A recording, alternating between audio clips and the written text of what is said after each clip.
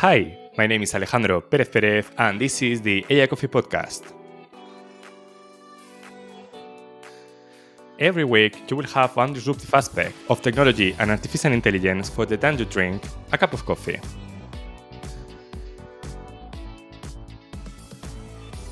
Today, I think we are going to learn all from AI, from the AI Act, the AI Act regulation in the European Union. And for doing that, we have a very, very special guest. His name is Iban. Welcome, Iban. How are you? Fine, fine, thanks. Thank you for the invitation.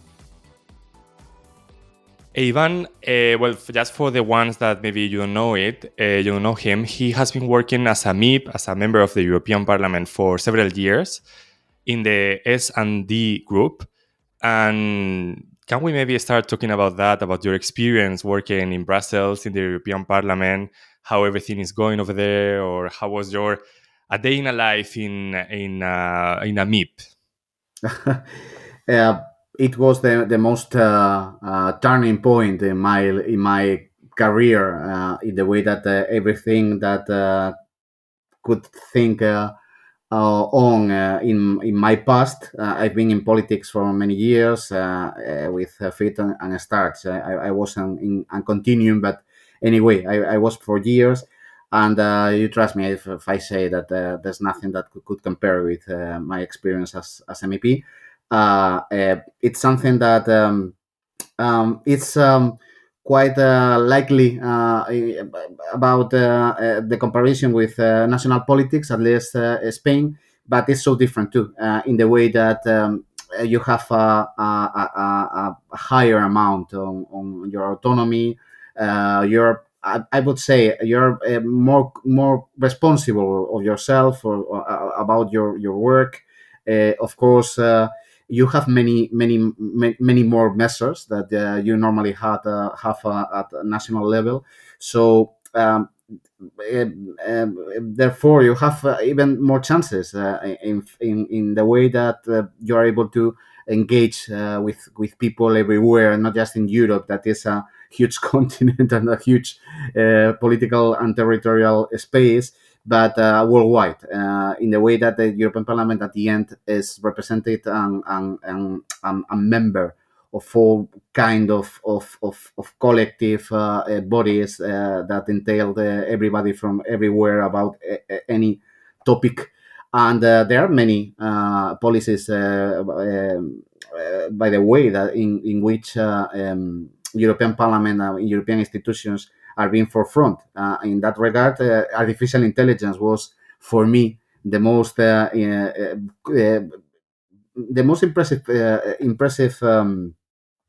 impressive experience, because we were advancing in the way of being the first in the world, trying to regulate and to encompass the phenomenon, trying to have a piece of regulation that nobody had before, uh, having the chance to speak with many different stakeholders. I would say that in my case, it was a matter of hundreds of stakeholders everywhere. So my experience was so cool. Of course, it's quite demanding, and that way, I have to say that I've changed completely, wholly my life too. In fact, nowadays I'm living in Brussels. I'm not in the parliament anymore, but anyway, I'll stay. I stay in Brussels, and change the in a way, I changed the pivot, no, in which my professional career was developing. So for me, it was one of the best experiences of my life, bottom up. Wow, wow. It sounds really, really exciting the way you express how everything was a day in your life. But how many years were you there? Just five. The normal term is 5 years. I've started in 2019 and ended quite short to now, in 2024, at the middle of 2024. So just for 5 years, but just 5 years were enough to be aware, no, what that Europe means, not just inside, not just insight to ourselves, but abroad, no, in the world. Hmm. And Also, just before we start talking about AI and the AI Act, which I think is the main topic today for discussion, a small thing that was really exciting for me when I was looking at your profile and looking for more information about you is that we were both born in the same region in León, in the Uh-huh. north of Spain. And Yeah. now you mentioned that you are in Brussels for living. How do you feel about that? Do you miss León? Do you miss Spain? How is it? I'm fine. I'm fine here. That is not normal. If you have the chance to check normally, Spaniards that are that moved from here from Spain to here, normally people are taking the experience as a temporal gap in their careers, are complaining about the weather, about the light, and some of them is, of course, some of them could be real. No, you have to take into account that at the end of the day, Spain is one of the best countries, not just in Europe, in the world to live in. No? So, in that sense, I can understand some people having melancholy or like that. In my case, of course, I had a part of it, but at the same time, as I was describing before, I was so at ease here. I was developing an exciting role here, and at the same time, I found a city that I think that is not that evident. It's not a place which grabs you from the very beginning. You have to scratch a little bit on the surface, but you will find that moment. You'll find that this city is quite lively. It's more lively than you can guess from the very beginning. For instance, so few people knows that this is the European capital of jazz. For as a matter of fact, no, I'm a music lover and a jazz lover, and for me, it's a kind of cradle of jazz in Europe.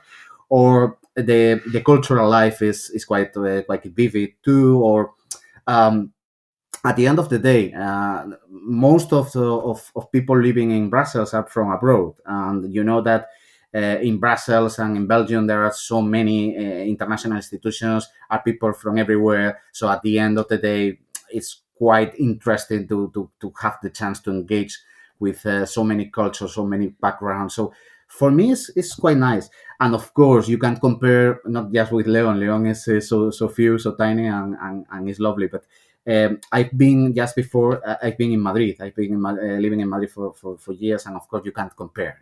Madrid is a huge European capital city, like London or Paris or Berlin or Rome. And this is quite a strange thing, quite regional one, no? Mm. Tending to be big, but not big enough. And in that sense, for me, it's quite interesting too, because I'm for my way of being, no. I'm quite easygoing, so I prefer something that is more calm than Madrid in that sense to live in. I don't know how many years I'm going to be here. Now I'm planning to be a bunch of them, but I of course, I don't discard by any means going back to Spain. But I'm actually quite at ease here. Mm. I didn't know about the jazz capital of Europe, Nobody actually. knows. And yeah, I guess it's something that maybe just a few of you know, the ones that are really on the jazz domain. But it sounds that, I mean, Brussels is such an amazing city actually for the EU and all the European, let's say, regulation, laws, organization. And of course, if you are interested on that I suppose you are, it's also the place where you should be, actually. Of Yes. course, here is the base for everything. It's transforming in a kind of motto, or commonplace. But that is true that most of important decisions in the daily life of citizens are taken here, and we are advancing what is going to happen in a national level, and of course, sometimes at global level too. And I think that we are making the difference from so long ago with some regulations and some approaches like it was in the past GDPR, or now it's artificial intelligence law, or all the package that is related to digitalization, the DSA, the DMA. So at the end of the day, I think that we're advancing. We are like chopping the jungle before. And in that sense, is if you like this kind of things, of course, this is a kind of paradise, no? Um, Sometimes it seems that you can't cope, with so many things at the same time. This bunch of information, this necessity to be updated daily in a daily basis, that sometimes is quite difficult to cope with. But anyway, it's been as exciting, and I'm enjoying out inside the parliament and now outside the parliament too. Hmm. Yeah. So now let's talk about AI, because this is another topic that it changes really quickly, maybe as the EU organizations, as you mentioned.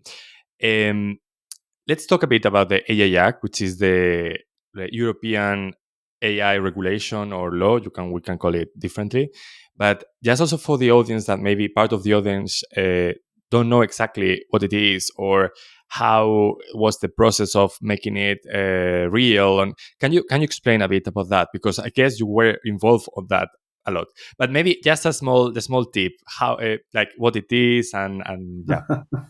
I can speak for days about that, but trying to summary the AI Act, or AI law, or artificial intelligence law, or better said, regulament, European regulament on artificial intelligence, is a piece of regulation that took about 5 years to be created, to be negotiated. And it's a piece of regulation that is trying to encompass the artificial intelligence phenomenon in a holistic way. It's trying to take all the features that entails artificial intelligence in a single piece of regulation, and you can figure out the difficulty of doing so in front of a technology that is evolving every day, that we don't know exactly what is going to happen with it in a matter of even months, or even weeks. And with the technical difficulty of doing something for the first time, I'm of course trying to strike the right balance, no, between protection, because the final base and the final aim of the regulation is protect the human being, protect the citizen, and of course not stifling in innovation. We are trying to balance the two principles. And as I said, it took about 5 years. It entails hundreds of speakings with stakeholders, not just in the European Parliament, but through the Council, through the European Council member states, and so on, through the Commission, and of course in an informal way too. So at the end, we managed to have something that was finally agreed at the end of 2023, in December of 2023, and enter into uh, was at that in that sense was published at the middle of last year, and now is entering into action, because this February is the first exactly the first schedule for the part that is devoted to prohibitions. So in that sense, the artificial intelligence law, and I'm trying to end with my first approach.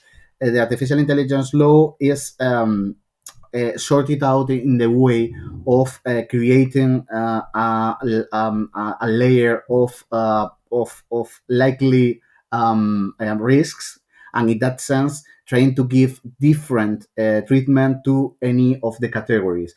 In the artificial intelligence, when we title or we labeled some actions that you can do with artificial intelligence as directly prohibited. There are some activities that for its unconditional risk could be and they are prohibited in the European Union, and some others that could entail and could regard to fundamental rights, to some special common interest, are entailed and are labeled as a high risk application. And in that sense, we are demanding a prevention approach before putting something on the market. And of course, an overview and oversight about the evolution of the technology through all its life, because as I said, artificial intelligence is something that is in constant evolution. And then there are some other applications that we regulators considered that are merited of special transparency measures that are mainly where the ones that are related with generative AI. When we are talking about the fakes, for instance, we obliged to put a label, a kind of flag signaling that we are in front of this creation of generative AI, because you know that the fakes are trying to be seen as creative for human beings, and could be, of course, quite tricky on that sense.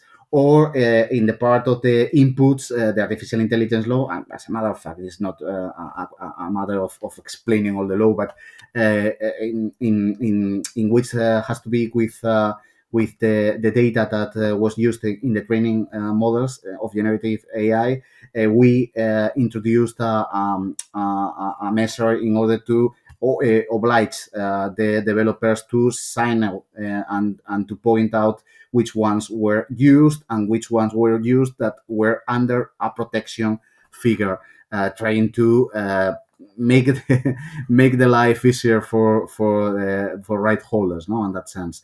And finally, there are many other uses, likely uses of artificial intelligence that European Commission were meaning that could be about 80% of the uses that are not entitled any special measure, but we are trying to encourage people to take an ethical view or an ethical codes of conduct in a voluntary basis.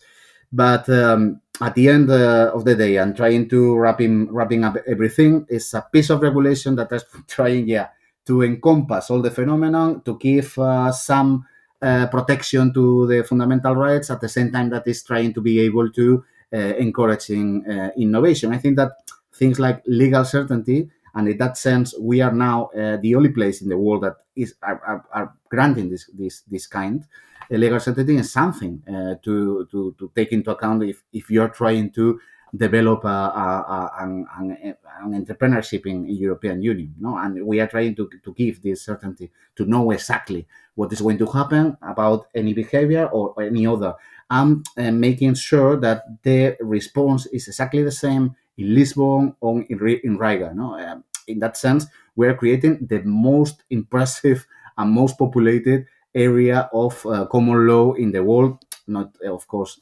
without taking into account China or India, no? Hmm. It's very, very interesting what you mentioned, because usually people, when talking about the AI Act, they say that it could slow down innovation because of the legal restrictions or the legal limitations. But it's interesting what you mentioned, because it's exactly the opposite. You say that just because of the law, we could innovate better in the EU because it gives more security or legal certainty.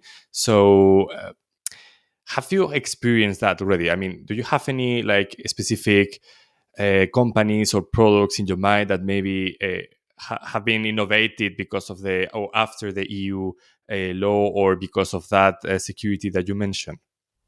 I knew some threats, no, about okay, we are not going to be in Europe anymore, or we are not going to develop a certain product in the European Union, and of course there were some laggings in the adoption of some tools. But at the end, it's impossible that you can be as a business. You can be outside a market of 500 million people that is the wealthiest in the world.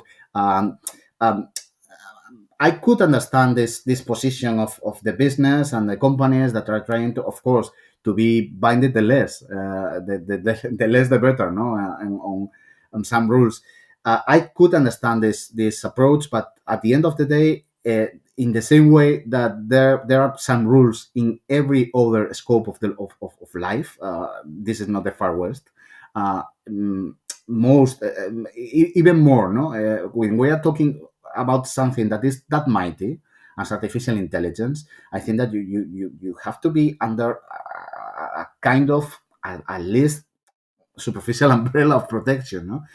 And that is one thing. And another thing is that the European artificial intelligence law is an additional layer. So it doesn't mean that the rest of the law is not working anymore with artificial intelligence, because at the end we consider artificial intelligence, of course, is quite a special one, but it's another tool. So it doesn't matter if you're using artificial intelligence, or you're using, I don't know what to say, but if you're using an stone, of course you are bound to some behaviors, no. So in that sense, you can pretend to be outside any kind of control, any kind of limit. Of course you have, because we are living in an order and under the rule of law societies, and unfortunately our citizens have some rights, no. In that sense, I think that there's so many common places about this kind of laws stifling innovation. The thing is that we'll see in the future, because nowadays it's impossible to know. The only certainty that we have is that in the past we didn't have any kind of piece of regulation on the matter of digitalization or internet, and you know that we were lagging behind anyway. So I think that common sense is saying that the problem is not about regulation. The problem is about more likely about investment, about a common strategy at the European level. And I think in that sense that this space that is called Europe, we are enhancing so much on that sense. Quite recently, we knew this announcement of the movement of 200 billion invested in strengthening our infrastructure and new projects and creating a European model. I think that our future and the developing of our technology has to be more with that of course regulation, because the contrary is quite risky, and I mentioned a little bit before, no, in the previous comment. But what is better for a company is having clear rules, crystal clear rules, like in European Union, or being under the rule of the last outburst of the president of the US. And I put as a matter of fact what happened with TikTok. What is better, depending on the mood of Biden and the changing on the White House, the will of the new President Trump, without the control of anybody, or knowing exactly which are the rules of play. The problem with this kind of statements and commonplaces and so on is more about that these international companies, of course, are trying to get rid of any kind of control, and it is not going to happen, because if not, we are meaningless as sovereign and countries and democracies. No, we are meaningless. We need to be, of course, protected. Of course, it's not a matter of overwhelming everybody with regulation and trying to be soft and adopted. And for that, the law itself is creating tools in order to ease the adoption of the regulation. It's more about that than other things. Mhm. Yes, I get your point. And actually, being honest, I think even the opposite way. Like, I think that the law maybe it's going to be like soon. It's going to be too old soon, because AI is something that changes really quickly, and maybe the aspects that regulate this law and maybe this regulation are not going to be like the present anymore. Even as you mentioned, the law was discussed on 2023 when the world had another different situation.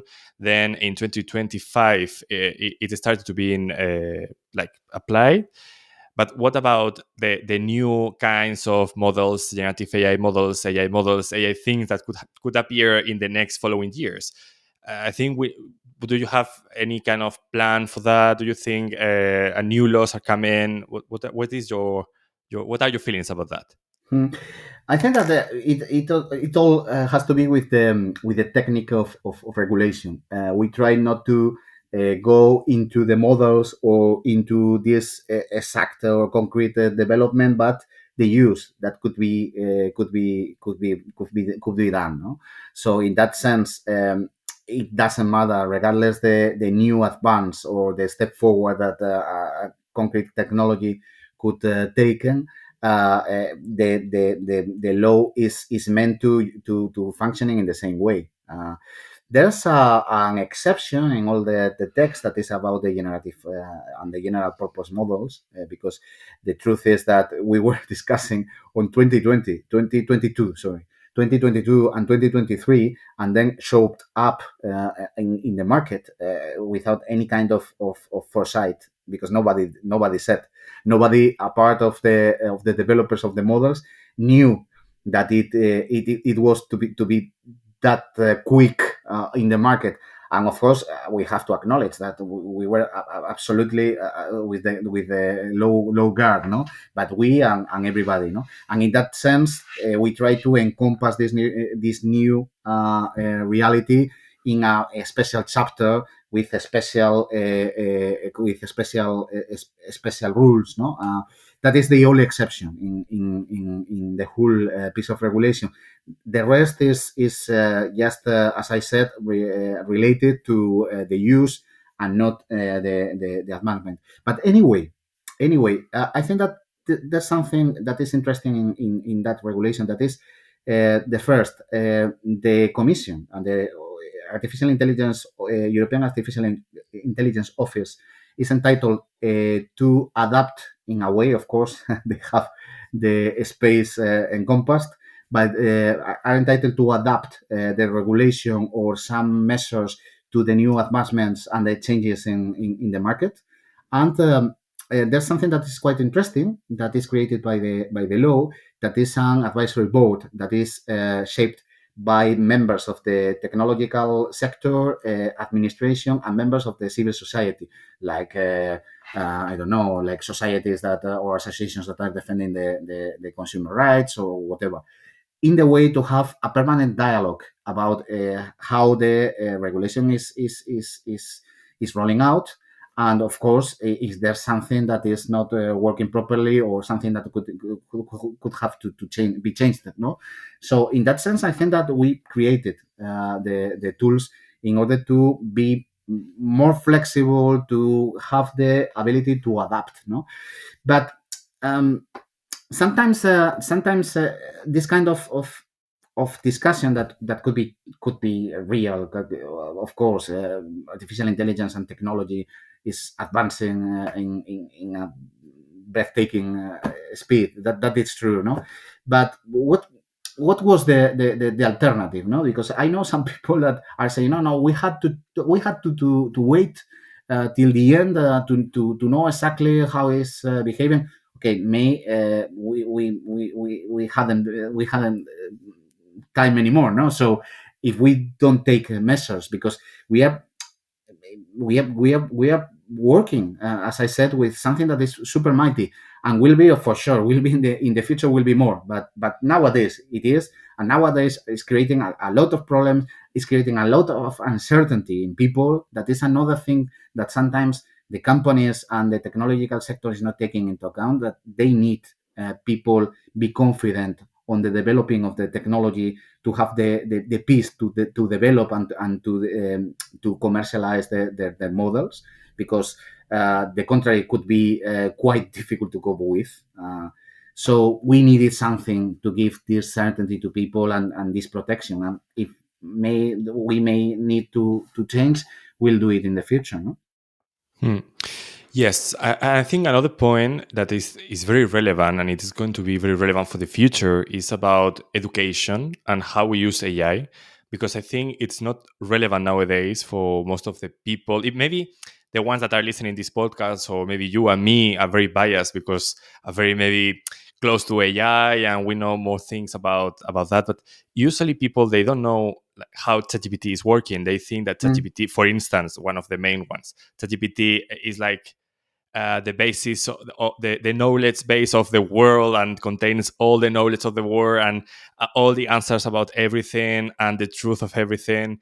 But it's not actually. So it's very dangerous also that way. Not only how the tools like these are done, which is, I think the AI Act is very focused on that, how to protect the data, how to protect I don't know, the users' data, the prompts they use. But also, I think another big issue is how to use the results of that data. Because if you don't use them properly and you are not aware that these tools are frequently biased, social bias, gender bias, like a lot of biases, and you reproduce these biases on your answers, on your results, it's also very dangerous. I don't know if you know, like, if there is something in the law that talks about that, or there are also other initiatives talking about the importance of education, teaching. Mhm. Yeah. You're totally right. For me, it's the biggest challenge that our societies are facing on. For sure, for me, is the main priority. And in that sense, I was trying to launch, no, in the discussion of the law, some measures encouraging, not just encouraging, but obliging administrations to take measures on that sense, in the way of to be obliged to make massive campaigns of AI literacy and digital literacy for everybody, because I think that this is going to be the point of change in the future.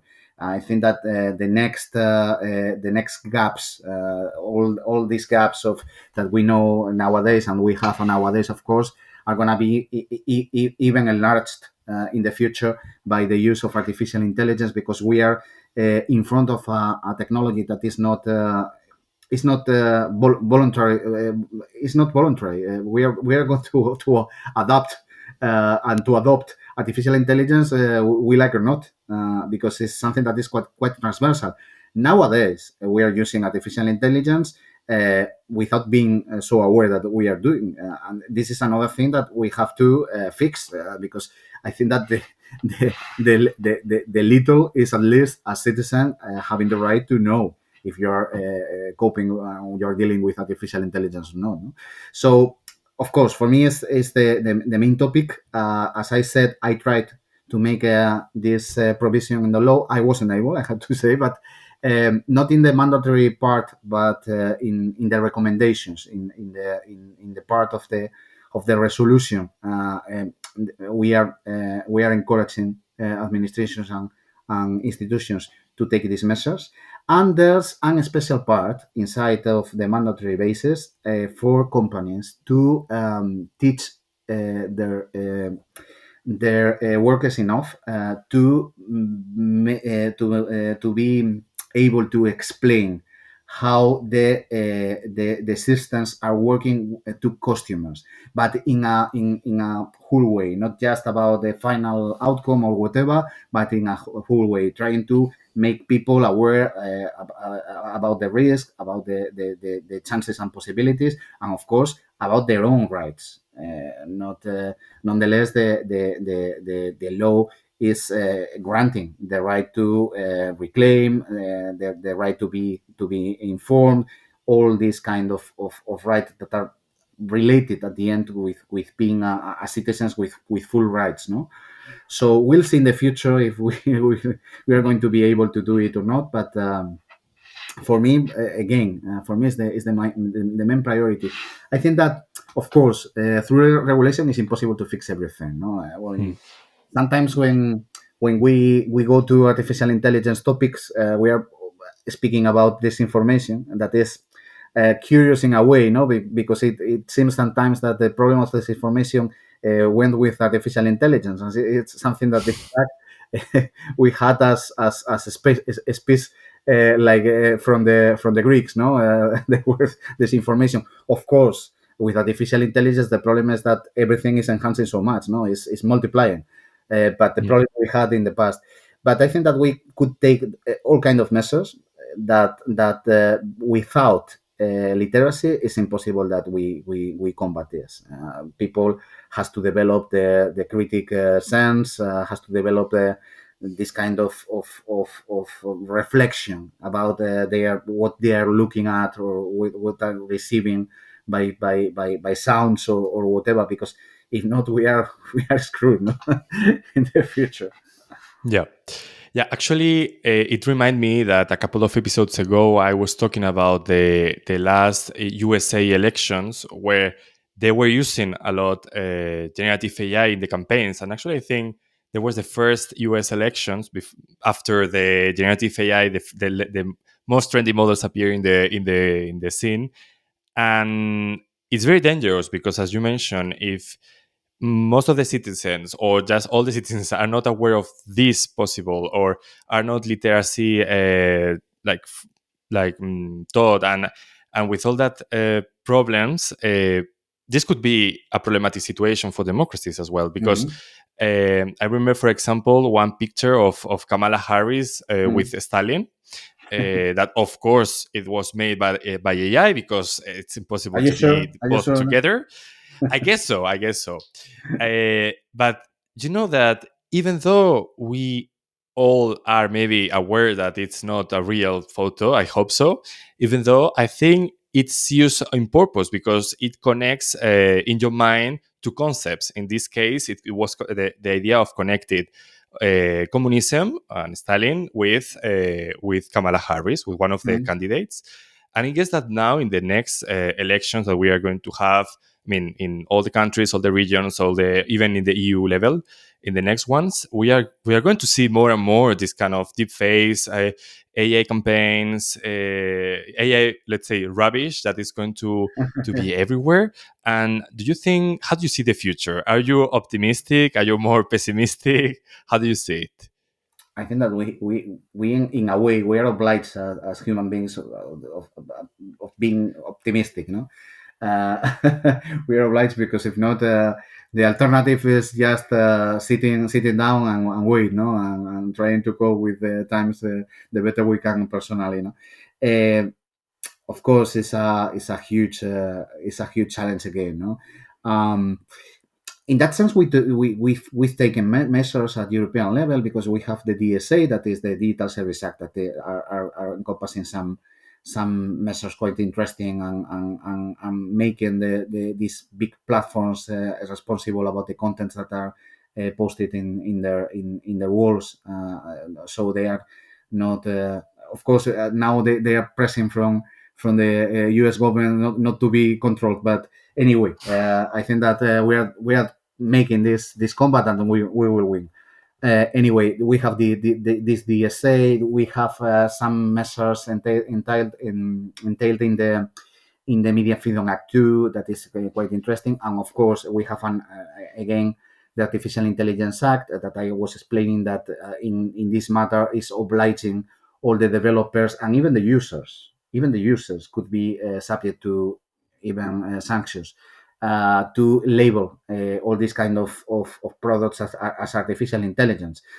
We can, of course, we can avoid everything, and there's something that could be rubbish, as you said, or could be filthy, but it's part at the end of in a gross way is part of the freedom of expression. So we can't control. Fortunately, we can control these kind of matters, no. But when we are talking about direct cheats, straightforward cheats, like this, like you mentioned, or facts, or this kind of things that are uh, easily confronted, easily checked.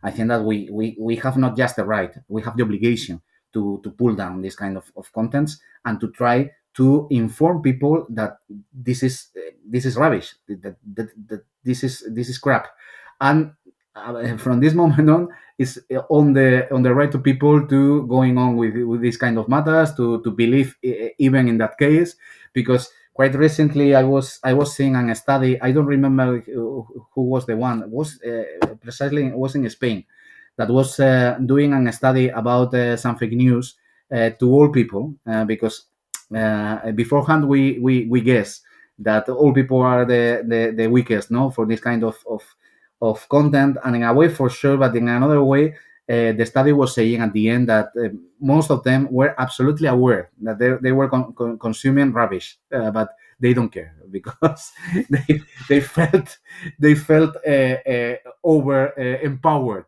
with this kind of content. That is the right. So we can do anything else, no? But yes, at least I think that we have to try it. And of course, it's gonna be quite difficult and quite complicated, but we have to do it. We are taking measures. I think that at the end of the day, most of not most every of the regulation that the measures that we are taking these last years are quite recent. So we have to rely a little bit in the way of developing of the measures, no? Because sometimes if we overwhelm people or we are trying to speed so much, sometimes we could commit other kind of mistakes, no? So we have to be cautious with that too, no? Hmm, hmm. And actually, I think we cannot escape from AI. AI is now No. here. It's going to be here forever. Maybe in a couple of years, we are not even going to call it AI anymore because it's going to be integrated into everything. So it's going to be like another tool of our Excel or Mm, Word or Outlook or all that things are mm, going to have AI directly, and we're not going to have a specific AI things like mm. we use nowadays. But as you mentioned, yeah, it's better to keep optimist, and think that even though we are going to have a lot of change in the next years, as we are seeing now, that we are going to be able to navigate those as good as possible, let's say. And Ivan, we are finishing, and I think it was super interesting. But I have one question to end this episode of the podcast, and is if you could give an inspirational message, maybe to someone in Leon, for instance, or Huh. in a place, maybe another place like that in Europe, that wants to maybe follow your steps, dreaming a career in politics, in AI, in the European Parliament, what would you tell to this person? I in fact I don't recommend anybody to follow me in any way, but even though my professional career was exciting, I have to say, but of course the worst part is not that evident. But anyway, I think that everyone has to make to make it in their own, no. But the thing that um, just taking advantage of all the matter that we are talking about, I think that my main piece of advice is, of course, to form, no, to shape yourself for the future, and in that sense, trying to be open to adapt yourself to the new realities. Um, Taking into account that it's not a matter of substitution, or it's not a matter necessarily to be engineer or mathematician or whatever related to technology, but it's a matter of adopting in every piece of life the artificial intelligence in the best way, because it could be so helping for many different things. It could ease in our life in many ways. Uh, the same if you are a doctor, a lawyer, or whatever, or even in our relationship with administration. This very morning, for instance, I was looking at a news from Leon, from the province government of Leon, that we're adopting the first artificial intelligence strategy at provincial level in Spain for first in history. That is quite warming, no? Sometimes it seems that we are lagging behind, and now we saw this very morning, and I think that is the correct, the right way to face this new times, no. And it's not a matter of missing, no, past times that we didn't know in the past, because for that memory, mainly common memory is quite tricky, no. Again, like me, no, you are forgetting about the worst things, and of course where you are keeping with the ones that even didn't happen, that but you remember that happened in the best way possible, no. It's a matter of a world that is full of opportunities, full of chances. I think that human beings, of course, we are facing some risk, but at the same time, we are facing a time in which we could make a big leap forward as a species, and short many challenges that we were drawing from the past, for first in our life, just because we have this kind of tools, no. And in that sense, I think that it's not a moment to to be disappointed or to be pessimistic. On the contrary, no, it's a moment to grab the reality and trying to adapt yourself to that, no. Mhm. I think it's a good advice, and I keep what you said about Leon. Leon usually it's at the forefront of the innovation. Actually, it was the first parliament in the world, actually in Leon, right? So It was yeah, the cradle of parliamentarism in the 12th century. The first meeting of common people, nobility, and church at the same level and voting all together. So we have we have quite good starting. So we have to take advantage of that. yes, true, true. And Ivan, just, I mean, two questions, really quick questions I said Mhm. at the end of every episode is, which is your favorite type of coffee? Because, this is the A Coffee podcast. And also, how can the audience connect with you if they want to talk with you and to know more things about your experience in the EU Parliament, for example? Mm. The coffee that I usually do is American coffee. It's a black long coffee because it's not enough for me. This tiny amounts of the espresso, and I don't like actually milk. So I can't help but avoiding milk in the way that I can. And I like coffee and without sugar always.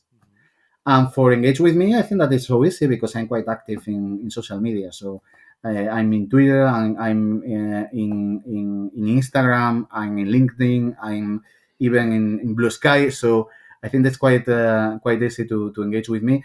And normally I used to respond everybody. So I think that you can rely that I will do in the future too. Yeah, actually, you did it to me. So this is Oh a yeah, proof that you are here. Yeah. indeed. As a matter of fact, Okay, so thank you, Ivan. Thank you very much for your time and your insights. I think they were really, really interesting to the audience and also I to hope me. so. Yeah, I don't know if were you okay or do you have anything else to say at the end?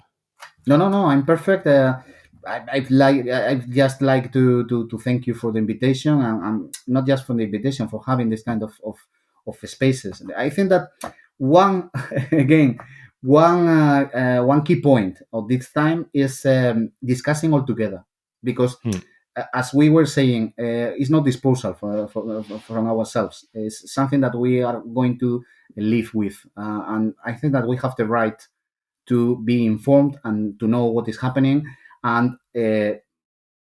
from this moment on to take collective decisions about that. And for that we think that we need knowledge, and the knowledge is like that, no. So it's not just a responsibility of institutions or the public powers.